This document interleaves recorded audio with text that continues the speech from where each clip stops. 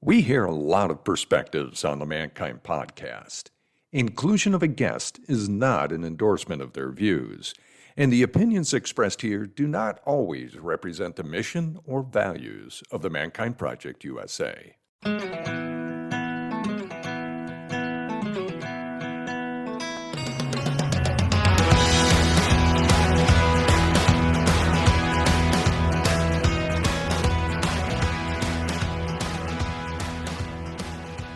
So g'day and welcome to another live recording of the Mankind Podcast, the show where we break the molds of modern manhood to prove there's more than one way to be a man. In essence, we're looking to simplify one very complex topic these days, which is manhood, masculinity, how it means to show up as the best father, husband, son, citizen you can in the world. And by bringing incredible guests like Hunter and Dion today, we each get an opportunity to see how other men show up in the world in their lives. So first things first, I want to welcome back Dion Leonard back to the show. It's been just over 3 years since we had you back on episode 37, which is actually one of our top 20 most downloaded episodes. It was the Keep Your Big Dreams Away from Small Minds episode, which was absolutely amazing. Dion got to tell his story about how he got into endurance racing after years of drinking and kind of throwing his health out the window, and how he met his beautiful puppy dog, Gobi, while racing across the Gobi Desert. So, mate, welcome back. Great to have you. Thanks. Yeah, thanks a lot. Awesome to be back. It was an awesome conversation. So really looking forward to this one with you as well, Brandon. Yeah, absolutely. And we're also joined by Hunter Leininger, who joins us now. Hunter has quite a remarkable set of accomplishments to his name. At only in his mid-20s, he has broken record after record after record all over the globe. And in fact, Dion and Hunter both just completed the Gobi 400, Ultra Gobi 400-kilometer masochistic festival of punishing ourselves as we run across the desert. Is that the official title? It's a little shorter than that, but you had it basically. Okay, got the idea. So Hunter, welcome to the show, mate. Well, thank you so much for having me. And you said like this is a podcast about men, and I feel like I finally became a man maybe a year ago. I'm just old enough now to finally hit that mark, but I'm grateful to be on here and chatting, and being friends with Dion is just like being surrounded by you guys is going to be great to talk with. Yeah. Well, mate, it's we're going to have some fun today. So first things first. So Dion, we know a bit about you, and I encourage everyone to check out episode 37. I'll have it linked in the show notes. But Hunter, mate, tell us about yourself. Give us the, kind of summary of yourself, what you do with your running and your channels, and we'll start from there. Sweet. I guess I'll take you all the way back to when I was 7 years old. I was just a typical kid playing football and soccer, and I just felt like I needed to do something different from everybody else. So I found this sport called adventure racing because my dad would do this sport. Adventure racing is basically off-road triathlons, anywhere from 6 hours to 12 days long, nonstop racing. The toughest sport on earth, in my opinion. But at the time, it was like unheard of for kids to do this at all. Like the average age is 40 to 50 years old, and it still kind of is like that today. But the thought of a little 7-year-old doing this was just like unheard of. People were like, some people were really upset about me even thinking about doing that. And other people were like, yeah, you should totally do that. I don't know how dangerous it's going to be. I eventually convinced my dad to let me join him for one of these races. And from that first day, doing a 6-hour race with him, I was hooked for the rest of my life. So I guess for the past 16 years now, I've been just doing all these really long races and basically keep pushing the limits of what a young person could achieve. Anywhere from that 6-hour race, then I did the youngest to do the 24-hour national championships at 10 years old. And the previous record at that time was 25 years old. And then I did a race across Florida, which was 3 days long of nonstop racing, like 400 miles. The youngest at that time was 31 years old to do it, and I was 12. So like my entire life was just basically looking at what seems impossible. What is everybody around me telling me a kid could not do? And I went out there and tried to prove them wrong, but also prove to myself that it was possible, to then inspire other kids to be like, all right, I have a goal to run a marathon one day. Don't wait until you're 40 to go do that. Do it now. Like there's nothing stopping you now, because don't wait on your dreams, because when you get to 40, you might not have the chance to do that. So that's basically the mindset I've told myself my entire life is I have this crazy dream of mine, like running across Iceland completely unsupported. Within a month of having that dream, I was in Iceland doing it, where most people would plan for years and keep pushing it off, and then it never happens. So So that we have an interesting juxtaposition here because Dion, in many ways, you represent what it's like to pick things up later in life, right? After, getting stuck in the booze and, overworking and such. And then you started getting into it later. And then we've got Hunter, who started from a remarkably young age. I mean, really, no one else was doing that. So this is really interesting to show that whatever stage of life that you're in, if adventure calls, like pick up the phone. Yeah, absolutely. And you never know where that adventure will take you, right? And I think that's the amazing thing about some of the things Hunter's done. It's taken him to lots of different places around the world, having cool adventures, meeting some pretty other unique people out there as well. And God, how old are you now, Hunter? I'm 23 now, so I'm an old man. 23. I mean, I'm nearly 50. I'm 50 in January, so yeah. That's amazing. So 23 years of age. And, it's... people think about ultra endurance racing, and of course, many names spring to mind. One of them being David Goggins, right? And anyone who's gotten into reading any of Goggins' books, that a lot of what's fueled him has been his trauma, right? The immeasurable experiences he had to overcome and channel those negative feelings and emotions into becoming a Navy SEAL, doing these ridiculous races. I want to get an idea, Hunter, what is the fuel for you?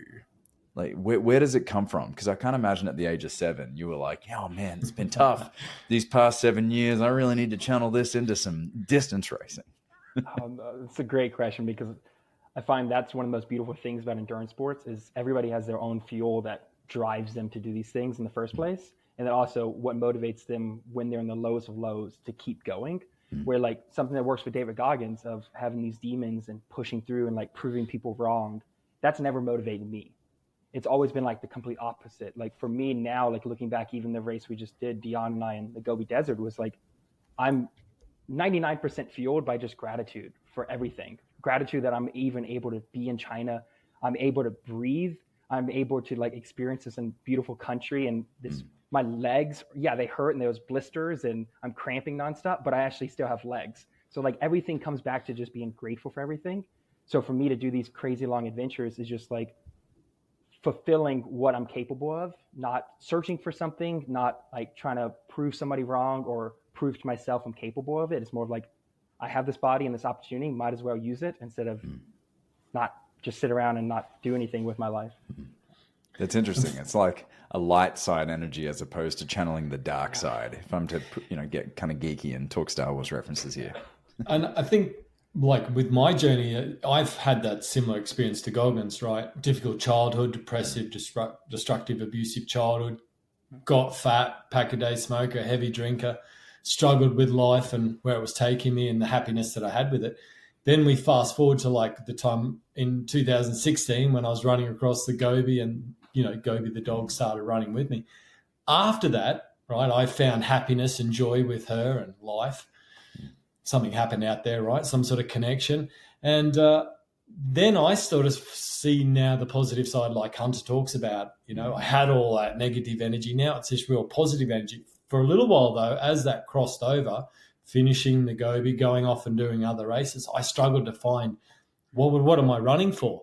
And it's like, I'm not angry anymore with the world. I don't really care about what's happened in the past. I'm happy.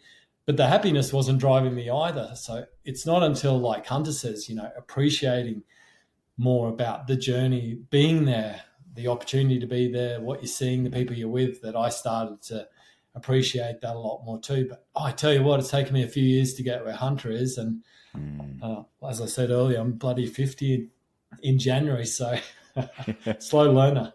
Yeah. And I think that's the beautiful thing about it is like what works for somebody. Like David Goggins has that unique experience in his life and the struggle. And like even Dion's story is like he used that as a positive way to push him to do better in life. Where like I'm very grateful for my life. It's been pretty privileged and like I haven't had big struggles. So like I haven't had that fuel in me. It's more of like just being grateful for everything is what's helped me propel myself. And I always reflect back on like, what am I going to be happiest at the end of my life for? Am I going to be happy that I'm going to be pushed nonstop by what people think about me and trying to prove somebody wrong or fight these demons? or I'm going to be like so contented in my life that, man, you, Hunter, you truly appreciated like every single adventure you did. Even in the Gobi Desert when you had pneumonia for 2 days, you could not breathe, I was still smiling and still happy. So it's like, I'm mainly catering my life to what is that 90-year-old Hunter going to look back on and be grateful for. So I'm curious where a lot of this, if we kind of dig a little bit deeper into this fuel source that you have, I mean, gratitude, appreciation. If I'm trying to think about many listeners right now who might be thinking like, oh yeah, gratitude, that's a buzzword. Appreciation, that's a buzzword. What is a deeper source beneath that? Is this like a faith thing for you, religion, or is this just kind of how your folks yanked you up? It was I guess I've always had this outlook even when I was a little kid, but it's like grown over time to like now I'm like extremely grateful for everything. And I truly think that is like the number one superpower I have. But the beautiful thing about it is I'm nothing special. Like anybody could just pick up gratitude and like that could be their superpower and they could be way better than me. It's for me, I guess ever since the beginning, I was just so grateful to be out there. Mainly, I was grateful to be out there with my dad. Like I get to do this amazing sport alongside my dad, where normally when I'm playing football, my dad's on the sidelines cheering me on, but now he's like in the race with me and we get to share hundreds of experiences and adventures together and these lifetime memories that you can never take away from us. And then now I have my mom on board that she does races with me and supports me. So it's like gratitude for my parents. And then it was like gratitude just for like the universe for providing this. And then it got to a point where I'm like, okay, what's past that? It's like gratitude for God for giving me this body and allow me to do these things. So it's like always looking back on like, who can I be grateful for and what can I be grateful for? And like I said, I've always had this mindset over the years, but it wasn't until 3 years ago, I did this TV show in Alaska where I got dropped off in Alaska with no food, limited gear, and I had to survive for 50 days while racing across Alaska, where like foraging and fishing for all my calories. And basically halfway through that, I got to a point where I lost about 35 pounds. I was starving. Everything was wet. It was completely miserable. I had no cell phone reception, anybody back at home, like no luxury items. And everybody around me on the show, all the other competitors were just like complaining and just upset about the situation. And it's totally granted, like we had a tough time out there. But I got to a point where I woke up every single morning and I was crying because I was just so grateful to be alive. Like, even though I didn't have anything out there, I didn't have any luxury items, nothing to be grateful for on the surface level. But for me, I got to a point where I was just so grateful to still be breathing and waking up the next day that fueled me for the entire rest of the TV show. And luckily 3 years from now, that's still my biggest motivation every single morning waking up. I'm just big smile on my face, happy to be alive. And that's what makes all these races like so easy to me. Like running across the Gobi Desert, running Iceland, and running the length of Florida. Like that's trivial. That's easy because I'm still waking up every single day and just still alive. And Brandon, I spent a week with him out in the desert and he's not lying. He's always smiling. So, you know, when you're feeling down and if you see Hunter, you're like, yeah, I mean, it puts a smile on your face, you know. It's a great attitude to have. I'm inspired by it that you have this attitude because I think there's a natural cynic in me that wants to be like, okay, well, what's the 12-step process to wake up that way? What is you can't always be like this. And it sounds like you just naturally orient towards positivity and gratitude. And I think there's a lesson in a lot of that for, I think, many of us listening and to go, what is possible? Where is the glass half full right now? What potential is available to me right now from this place, whether it's injured, blistered, in the backcountry of Bumblefuck, Alaska, right? With limited resources and supplies. There's I think a lot to really glean from that attitude and what it's brought into your life. So I want to ask, what is the narrative? What is the story that might pull you down at times when in those dire situations? Maybe there's an example that you can share or an anecdote that you can share where you've been like tested, and maybe some of that gratitude, appreciation has been a little shook. Oh gosh. Yeah, just reflecting back on, I guess, the last race that Dion and I just did in the Gobi Desert was I was in second place, catching up to first place, basically tied at that 100-mile mark, feeling great. Like I felt like I took the first 100, very conservative. I wasn't sleepy. I'm like, yeah, I'm ready to race really hard and win this thing. And then all of a sudden it was like a light switch. Like I could not breathe. I was like hyperventilating, like passing out. Ended up having to call an ambulance to come pick me up, and dropped out of the race for 8 hours. That's where like I ran into Dion and I was helping him pop some blisters and all this stuff. But like going from this whole plan in my head of like expectations of like, okay, this is how my race is going to go. And I had this plan. This is where I'm really going to push the pace and catch up, to all of a sudden like be dropped out of the race. And it's like, I find a lot of people struggle when they have expectations. And yes, it's good to plan things, but when you expect things and things don't go the right way, people kind of freak out. And even me, like even with the experience I have, like that kind of blindsides you sometimes, where you have to just like take a minute to adjust and be like, all right, this is my new race. And what I'm getting with this is, for the entire Gobi race, so I got back into the race after 8 hours of being dropped out, and my breathing never really got any better, but I kept going. And about halfway through the race, I'm positive for the entire race. Like I don't have a single negative thought, even in the back of the ambulance. I'm like so grateful still just to be here and breathing, even though it's bad breathing. But it was like, I had like a 20-minute low point where I was just like feeling sorry for myself and just being like, this is not good. I'm not breathing good. I'm not having fun out here. I'm sleepy. I'm not doing as well as I should be doing, or I could be doing. So I had that moment of like 20 minutes just beating myself up and even thinking about quitting. But for me, like you almost need those moments, even though I'm positive the whole time. You need one of those moments in a race to be like, all right, feel sorry for yourself, kind of beat yourself up a little bit if you need it, to kind of reset the positivity. Because if you're trying to just bury those emotions your entire race, they'll eventually come out really bad at like, let's say mile 240, and then bam, I quit there. Yeah. So at least I got that out halfway through and let myself have like a pity party for like 20 minutes. And then I was like, all right, snap out of it. There's a lot to be grateful for. Just keep going, Hunter.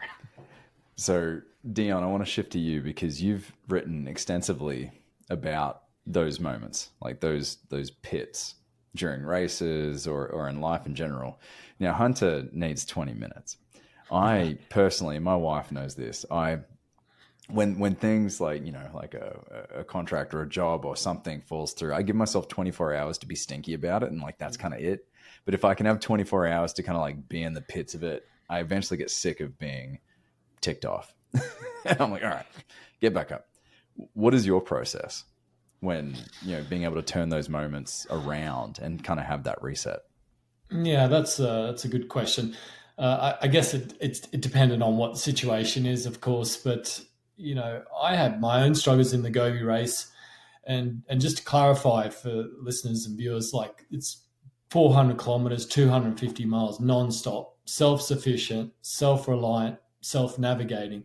So there's a lot of races out there now that are 200 miles plus, but you'll get checkpoints. They'll give you burgers and quesadillas. You follow a little bit of tape along the way to get to the next checkpoint. Here you're out in the middle of the desert, like trying to find your own route. In the middle of nowhere, it's dark, it's cold. It's freezing in the Gobi at night. You've only got your own food supplies to really work off, and you need to be able to last throughout these sections on your own, and no one's holding your hand out there. So you don't have time to really get low and be negative or be thinking of too much else except survival. And moving forward. And that's really, I think, the mindset of like an ultra runner at any level of any different type of race. That's all you're really thinking is got to keep moving forward. And my mindset out there was not to compete, but I wanted to do well. I wanted to finish in a quicker time than I ended up doing, and I wanted to enjoy it. And throughout the race, I suffered from terrible blisters. At one point, my feet were literally like hanging off me. And I just didn't know if I was going to finish. And it actually, the I'm going to quit thing came into my head. And that thing doesn't come into my head very often. And I really struggled for a while to just pick myself back up. And I had my reasonings to be out there. It's a location that's close to my heart. My whole life story from 2016 changes from that location. I love China. I love the people. I love the desert. I wanted to go back there. I hadn't been running races like I had for many, many years. The last race I ran competitively was 2020 in Badwater. I came sixth there. I was still like a competitive runner. And since then, I just sort of drifted away from the sport. And this is my opportunity to come back. And I thought, right, well, this is going to be a great adventure to do that. So that was another why. It was like just being there. So, at times I really, really struggled, and I really had to be humbled because I wasn't at the front. I wasn't anywhere near where I would have been previously in my life. And in my head, I still think I'm that runner, right? So now I'm further back, struggling and thinking, what is this all for? And I just related back to what we said earlier. It's the experience of being there, the people that you're around. I had my own struggle, but oh my goodness, what a journey it was. What an adventure it was. And sometimes I've had this experience once before. I rode the Leadville 100 bike race. Never ridden a mountain bike race in my life. Came sixth last. Finished with 11 seconds to go. I'm one of the worst mountain bike riders in the world. But I put myself out there to try something new, and I finished, and I finished with this crowd support that I'd never had before as a front runner, and it just really sort of awoken me a little bit. And it was a bit like that at the Gobi, being humbled, being further back, really appreciating what you've had to get through to get to the finish line. And you learn a lot about yourself out there when you're doing that. And that comes back then into what you do day to day as well. So there's this, I hear from a lot of high performers, let's just say very athletic people, that will say, big part of why they race, a big part of why they challenge themselves physically is it almost gives them not permission, but it gives them the belief that if I can overcome this, if I can finish that race, if I can shed the 50 pounds, if I can do whatever, I can do anything. Right? It's so transferable. It's not almost the skill of being able to run or pack your bag or prepare for it's the belief in I, Hunter, I, Dion, I, Brandon, can do hard things.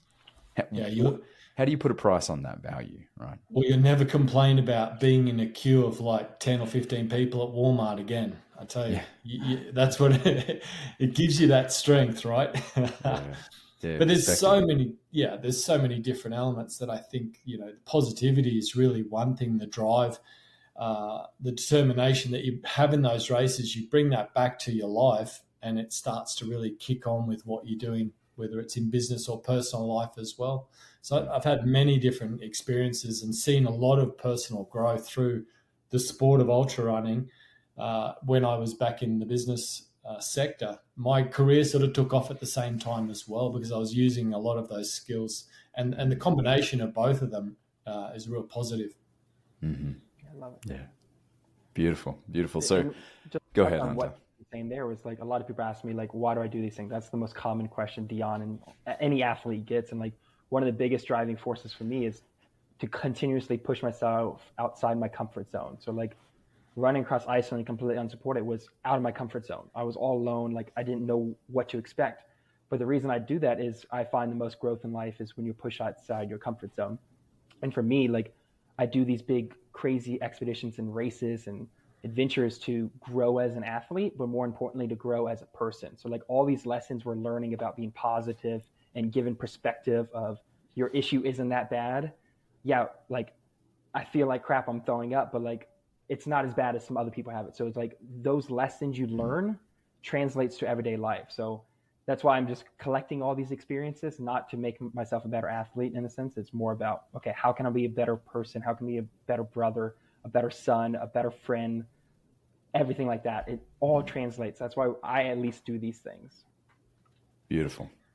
So that leads me to my next question, which is where to now? What is the next Everest or peak or challenge for each of you? What are you setting your sights on? Hunter, I'll start with you. Oh, gosh.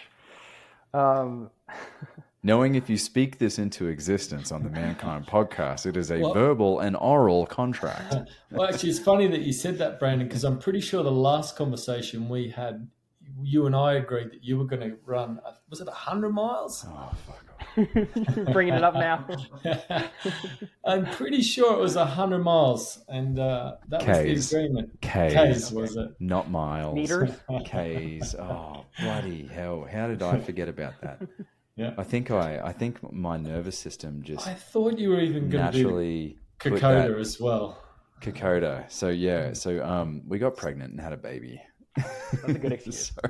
so I mean, as far as excuses goes, that's the one I'm sticking to right now. But you're bloody right, aren't you? Put it back on the whiteboard. Doing a lot more mountain biking than I'm running these days. So maybe we'll have to renegotiate that one. So Dion, it's been nice having you on the show, mate. See you later. You can making a note. Edit 23 minutes. Exactly. No evidence. So anywho, removing me from this whole equation, what's next? I guess like before I answer that question, my entire life has been kind of just like, what's next? Like as soon as I did something, everybody's asking me what's next. Mm-hmm. And I actually felt like looking back on my life, I got caught in the hamster wheel of like, okay, I just set a world record at 12 years old. All right, what's the next world record I'm going to set next? And I find a lot of people fall in that trap in everyday life. It's just like, all right, you close this deal. What's the next one? It's just constantly going in this hamster wheel. So I finally had like take a step back and like, all right, let's stop the hamster wheel of just spinning for the rest of my life. If I can get ahead of this. So I spend most of my time now just like being fully present in the adventure I'm on. Like I don't think about the next one until I'm completely done.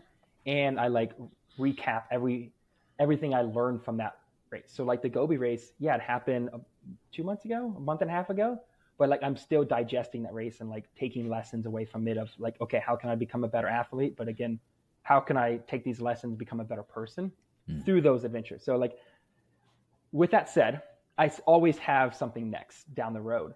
And I find maybe that mindset I have of always appreciating what I had in the past and like really reflecting on it doesn't allow me to set up the best for the next race and prepare for it. As I say that, I have five days from now, I'm running 200-mile loop basically around my house.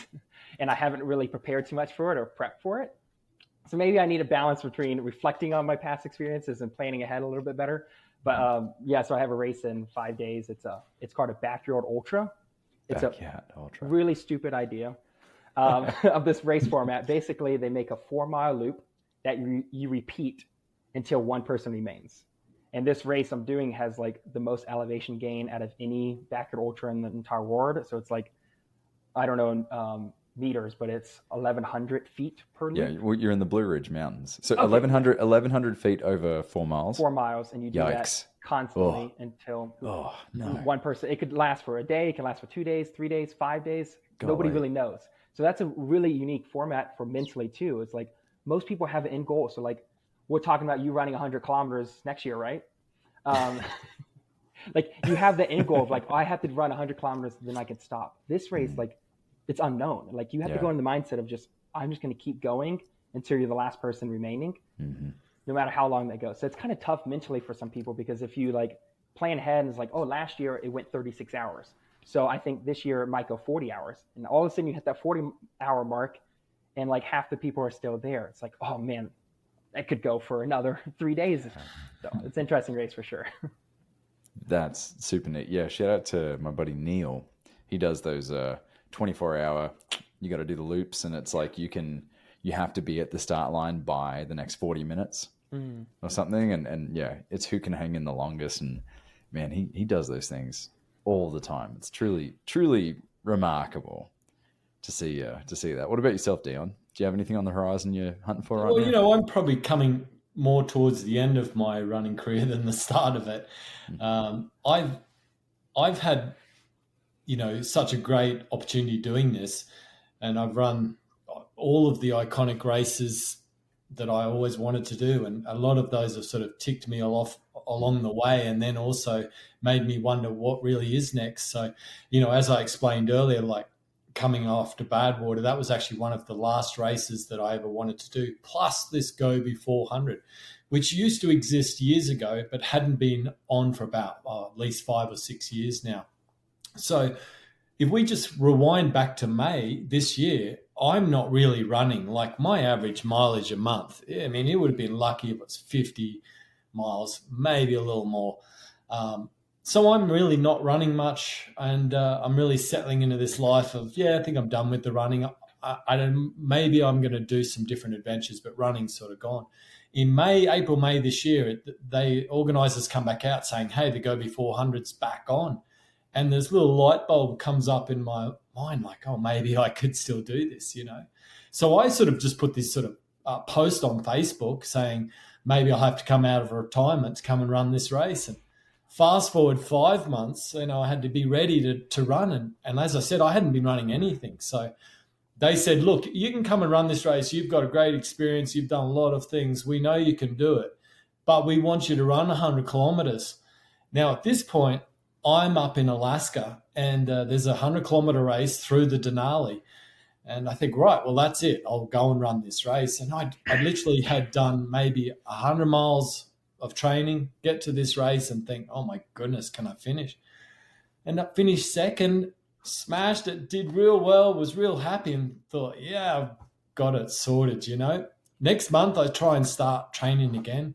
Only 4 months now to go to the Gobi, and I start to get all these old man injuries.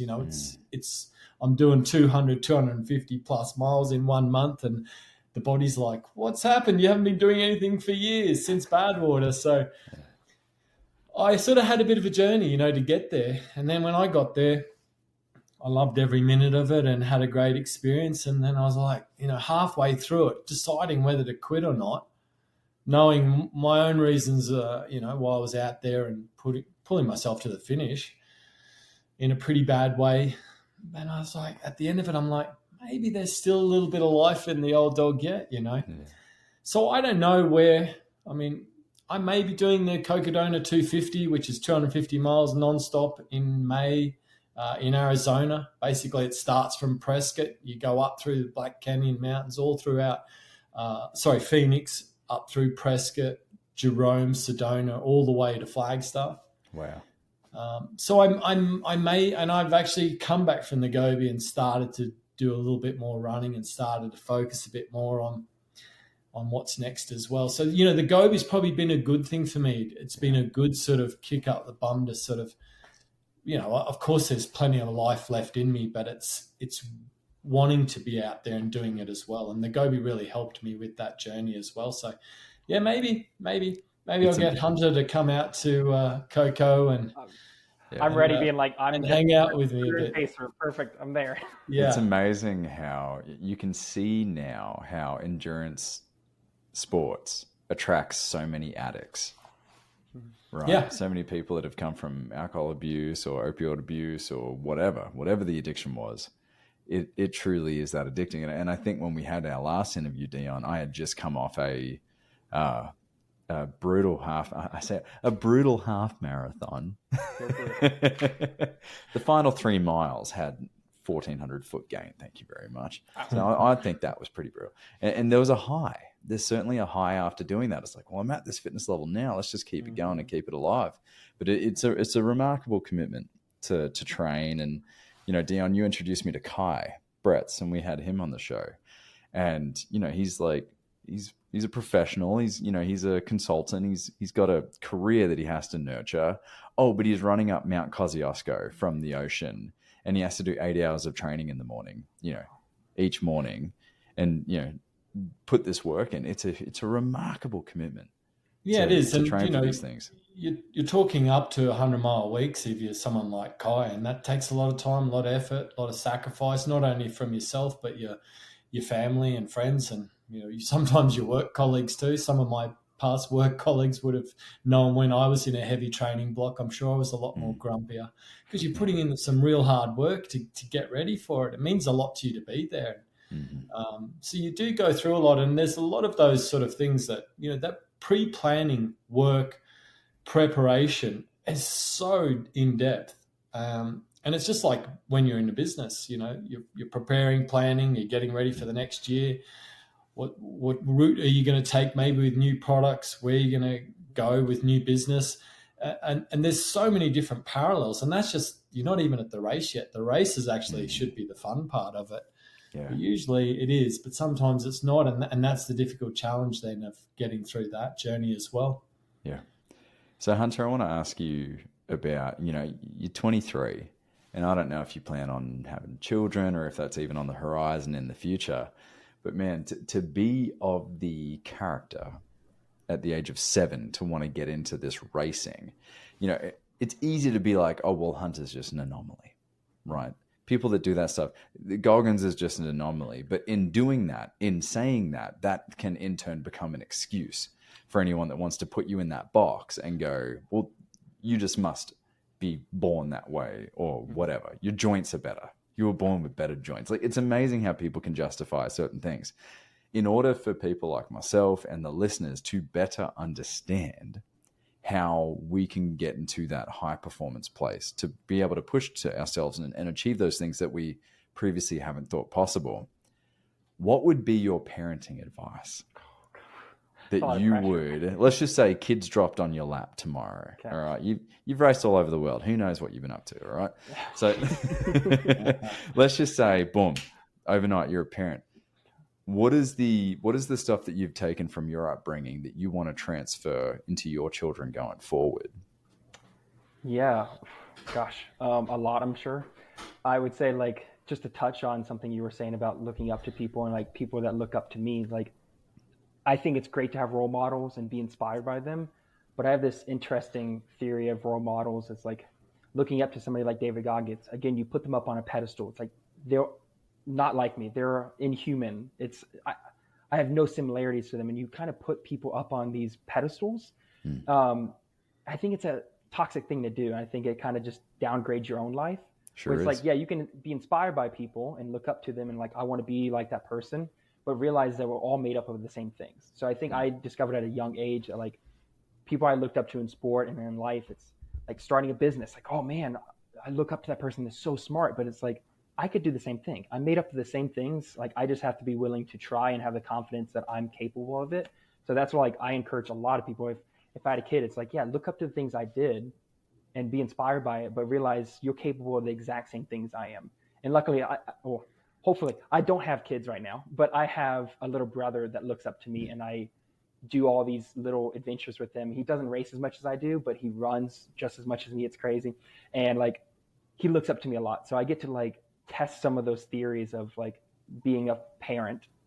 And I think just the main thing is just giving him that confidence that he's capable of anything he wants to do. He's capable of everything I'm doing. Like, I always say on podcasts, I don't feel like I'm that special. Yes, I have the experience that's built up over the years in the mindset, but physically, like, I have asthma and I have other things wrong. Like, I don't feel like I'm gifted in that regard. So I think having the confidence that you're capable of doing the things, and then also just putting in the work. Like, you can't expect to go from zero off the couch to running hundreds of miles across China. It's like, just start with a 5K. And then it's like, that could be your toughest thing ever. Like Dion and I talking about like things that scare us now is like, yeah, running 300 miles or 250 miles across Arizona. But for you, it might be just getting off the couch and running a 5K. It doesn't mean your challenge is any less worthy than what we're doing. That's what makes a challenge for you. And that's what pushes you outside your comfort zone. And I think just continuously just pushing yourself outside your comfort zone will eventually grow the mindset that we're at right now. And for me, I still have so much to learn and still keep pushing myself to keep going.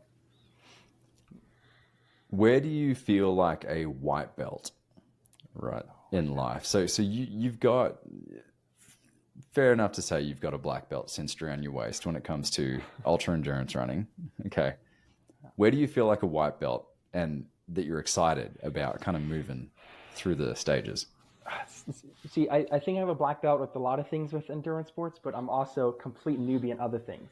As in, like, training wise, like, if you looked at how little I trained, like, people laugh at me of how little I train and how inconsistent I am and how bad my eating is. Like, yes, I'm vegetarian, but like, it's not super dialed. Like, I just spent the past 2 weeks with one of my friends. She's a professional ultra runner, and like, she takes this very serious, super disciplined, and has everything in line. And I'm like the complete opposite. Like, I go from adventure to adventure, and I'm just not tapering. I'm just randomly doing all these crazy ideas I have. So I still think there's a lot that I'm a white belt in endurance sports. And I think that's what excites me so much, is like, there's still so much out there, so much potential for me to try to figure out, that I think, yeah, I'll be in the sport for the next 50 years, eventually trying to maybe get to the point where I'm like, okay, I'm a black belt. I know everything there is to know. I'm far from that now. Beautiful. And what about yourself, Dion? What's getting you excited right now where you feel like a newbie and you want to get better? Oh, yeah, that's a good question. It could still just be life in general, right? Life is, you're always learning, aren't you? And it's like, what is next? And, you know, I guess for me, it's like the journey through the US, has been here the last 5 years, and that's been, you know, a pretty incredible journey, getting out, sharing the story of Finding Gobi, and meeting wonderful people along the way, and giving them some inspiration. And for me, it's I guess some of that is I think I mean, we're always learning. I think I'm pretty much white belt in everything I do. So I don't have any sort of plans like Hunter for big achievements down the road. I guess I'm living some of that now, and I'm unsure where life's taken me at this stage as well, even at this age. So yeah, that's part of the ride of life as well. Beautiful. Well, before we wrap up and call it an episode, I wanted to ask, are there any imparting final things you want to impart onto the listeners? It could be based on our conversation. It could be something we haven't touched yet. That is part of kind of your calling card, because each of you have brands that you've created and that you're building and putting out there. So Dion, why don't you start?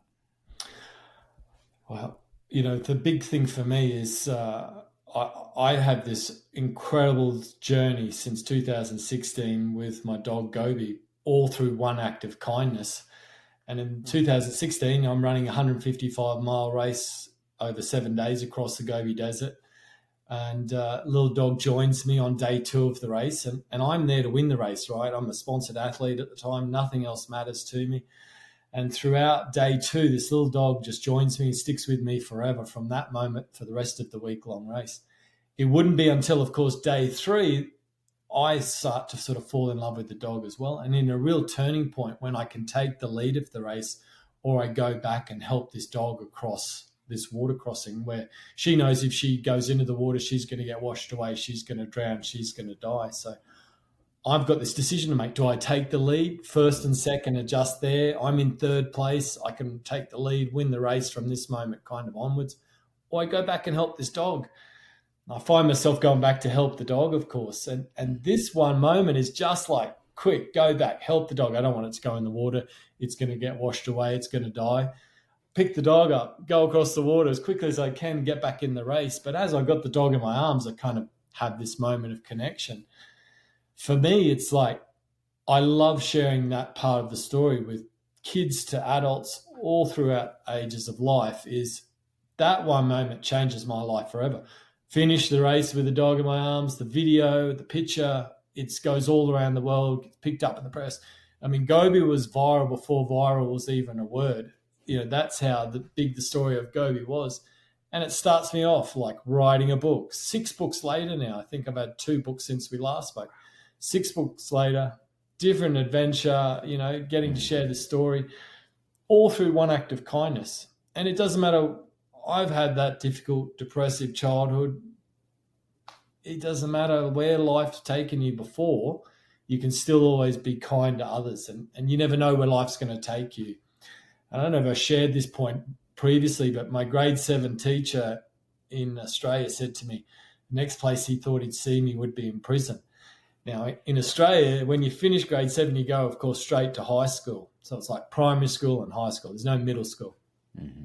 So that was the words of wisdom from this grade 7 teacher, thinking I was going to be nothing and nobody in life. And yet, you know, later on in life, of course, I have this wonderful relationship with my wife. We've been together 26 years. I was very successful in the corporate world.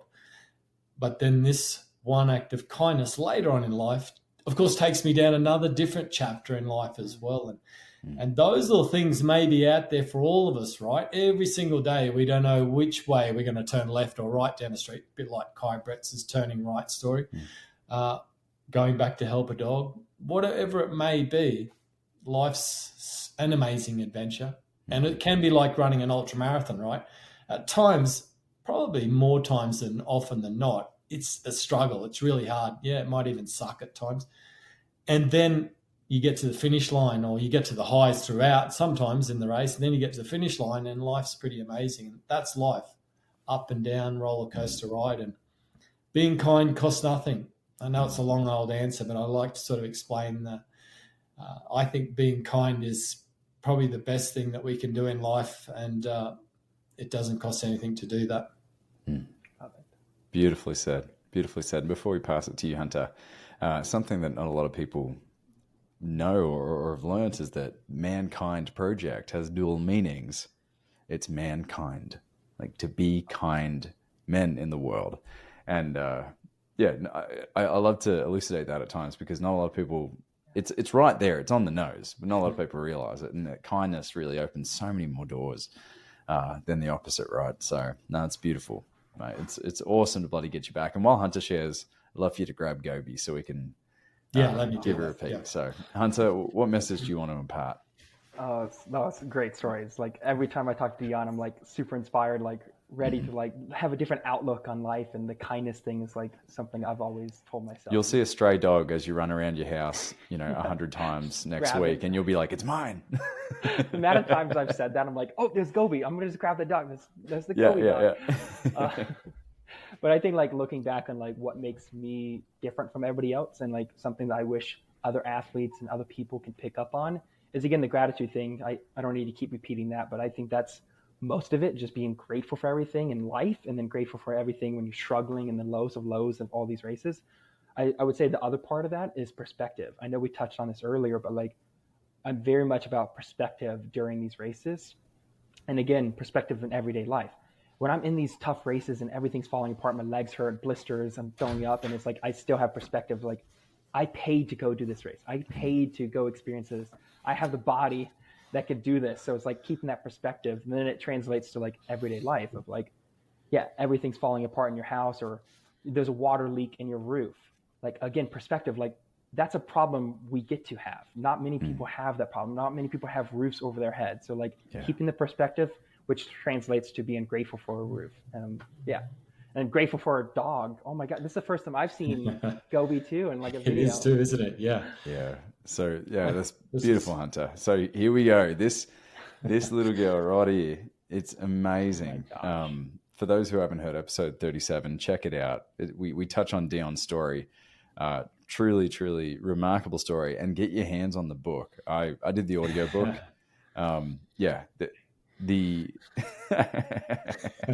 This dog. Oh my God. For those listening, I wish you could see the video right now. Just a little Ewok. Yeah. She sure is a little cutie, that's for sure. Yeah. And just the ripple effects of the story between you and that dog, Dion, that it's had on so many lives is just so remarkable and so amazing. Yeah. And that's sometimes what I get the comment of, like, did she save you or did you save her? And I think that's a really, really nice point. And if only she could talk, like, I'd love to ask her some of those questions. And why me? Why did you choose me?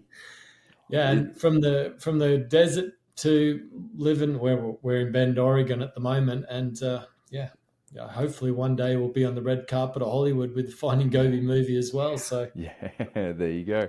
You know, so I want to quote me mum for a second. She always says that life's a bunch of revolving doors, right? You never know what adventures coming next. And a big theme I'm picking from this episode is about kind of answering the call to adventure, right? Because in the preparation to it happening, you never know what's coming. And Dion, when we interfaced, I had just come off van life, selling everything in Australia, and me and the dog flying over to the United States, and my old boy buddy, he's 12 and a half now. And it's just amazing to think about the adventures that we've had together and how that has made me a different person than I would have ever become if I didn't have my sidekick with me, on that journey too. Right. And so, yeah, for those of you out there, after you listen to this, go grab your dogs and give them a big cuddle and a big hug, and write down 3 things that have become possible because you've had that dog in your life. Love it. Truly special. Well, guys, it's been an absolute pleasure having you both with us, Hunter and Dion. Bloody awesome to reconnect, and I can't wait to edit out the part where you mentioned that 100K. Edit it to say 100 miles. 100 meters. 100 meters on my hands. There you go. We'll make that happen at some point. Maybe when my kid's a little bit older.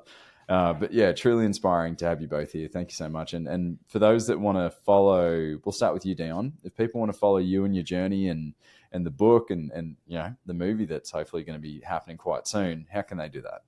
Findinggobi.com. Social media is just at Finding Gobi. If anyone wants to follow me as an actual runner, I'm on Facebook as Dion Leonard Ultra Runner. And maybe there'll be still a few more posts, Maybe I'll still do a few more races. Yeah. Yeah, beautiful. Yeah, get the book. It's bloody inspiring. It was such a good listen. Thank you. Yeah, Hunter, how about yourself? How can we follow you? You could follow me on just Instagram and YouTube. Those are two main platforms. And then if you look up my name, there's a few different TV shows I've been on too if you want to watch longer stuff about me. But don't have a book yet. No book yet. Dion and I might be working on that over the next 20 years. He might help. Yeah, Hunter's gonna rescue a cat in his next race, and well, and I encourage everyone to check out YouTube channel, mate. You're a brilliant content creator. Really great content on there. Very entertaining. Well, this has been another live episode of the Mankind Podcast, the show where we break the molds of modern manhood to prove there is more than one way to be a man. What do you say, gents? Have we done that today? I think so. Yeah, fair dinkum. Yeah, I think so. No, so fair dinkum. Lots of love. We will see you next week. This has been another episode of the Mankind Podcast, produced in association with the Mankind Project USA. We have been your hosts, Boyson Hodgson and myself, Brandon Clift, and we want to thank our guests for joining us today and imparting their wisdom from their experiences in this amazing journey called life. If you want to find out more about today's guests and support them in their mission, you can find links to them in the show notes. Now, if you have found gold and insights that you believe could benefit your loved ones and those you care about, be sure to share it with them. And of course, we are always grateful for a rating and review of the show on iTunes. Now, above all else, we've got to thank you, the listener, because through your attention and your support, you have made it possible for us to let men all over the world know that they are not alone and that there is more than one way to be a man. And if something in this episode has touched you, then perhaps it is the call to action to get involved in men's work. With live trainings happening constantly and in-person trainings happening all over the world, the Mankind Project definitely has something for you. Now, if you've enjoyed the music in this episode and all of our episodes, be sure to check out Jim Donovan and the Sun King Warriors. I have links to them in the show notes. And lastly, just know, what it means to me to be a man is completely different than what it means for you. That is the beauty of this journey. So if you are looking for guidance, support, and community as you begin to unpack and dive deeper into your men's work journey, then you know where to find us. Same place, same time, next week. Lots of love. We'll see you then.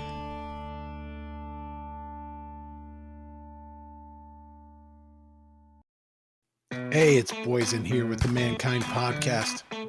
We are closing in on 100 5-star reviews of this podcast, and we have a goal. Brandon and I want to get to 250 5-star reviews. So help us out, will you? Please go to the Mankind Podcast on Apple Podcasts or Spotify and leave us a review. Thank you.